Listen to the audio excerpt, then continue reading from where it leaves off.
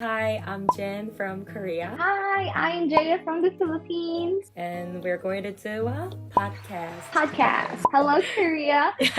We haven't really got to meet each other. So what do you do actually? Actually, before getting a job, I was working hard on my YouTube. Probably my subscribers know about it. But yeah, right now, since I am working, I don't have like much enough time only for focusing on YouTube. Oh, have you watched my videos on YouTube? Like, Every oh yeah? single one of them. Even in the Oh, videos that's when good. you went to The another US. country. Wow, that was really Yeah. nice. In Korea, for doing an exchange student, we need to take an English test, and then TOEFL is one of it, and then it's like a hardest and very expensive test, and people all know it. And then so when they get ready for it, they are really working hard on it, and then they're like, okay, I'm gonna get the great score. And I was that student as well, and then I got a decent score. I thought that probably I need to share this experience to other people as well who need it. It all started from that point, and then I was getting ready for an exchange student, and then I wanted to share my experience and knowledge and stuff to people who are preparing for an exchange student.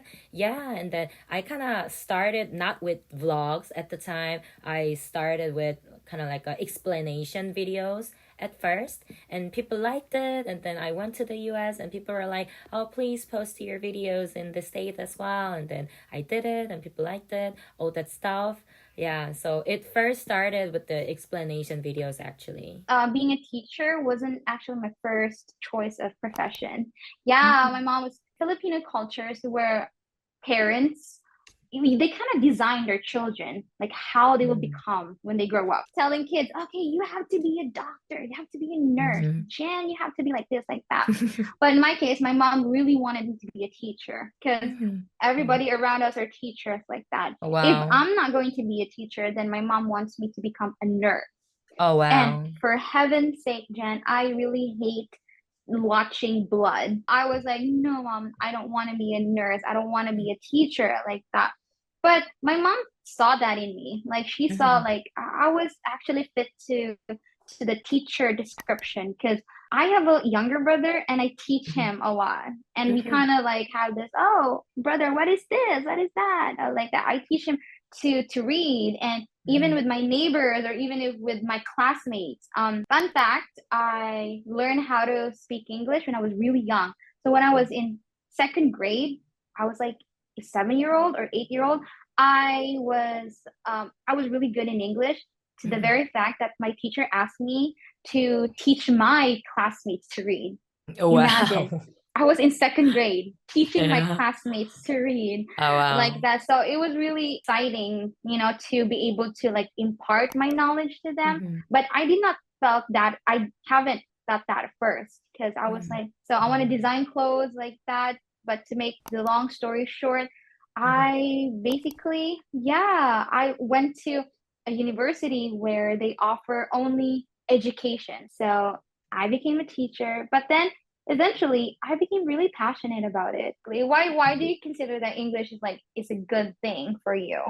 I was able to do YouTube thanks to my English, and I was able to go abroad and study and meet a lot of people around thanks to my English. And English, like there are a lot of people who can speak English in the world. So it means that I can have an ability to kind of network with that a lot of people. So You mean like it kind of like it opened your mind, right? To new exactly. possibilities. Wow, that's Mhm. really amazing. I felt that Yeah. as well. Like the same as your experience, when I started to really expose myself Mhm. to learning a language. It's basically the English language, and I was able to reach out to many people, Mhm. like foreign people, and then it opens up the other opportunities like, wow, I can do this, I can do that, and wow, I've learned another knowledge. People like search on YouTube when they want to get kind of like a realistic information, like from really like a professionals. But when you search that in English, then you're gonna meet like a whole different professionals in the world, like from the US, from the Philippines, from Korea, from Japan, like who can speak English.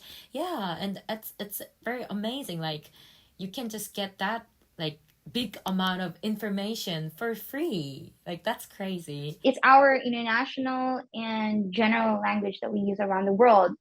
First and foremost for communications, and then for business side, and for just basically everything that we do, and if we Yeah. want to like interact to like we want to be like fit to what is we want to fit around the world, then we must like cut the barriers. So I would really encourage these people to try to encourage themselves to learn English like that. I mean, like, I haven't recorded and filmed myself for a while because I was just focusing on my full-time job, but it's really glad for me as well to have this podcast, and I hope you guys liked it.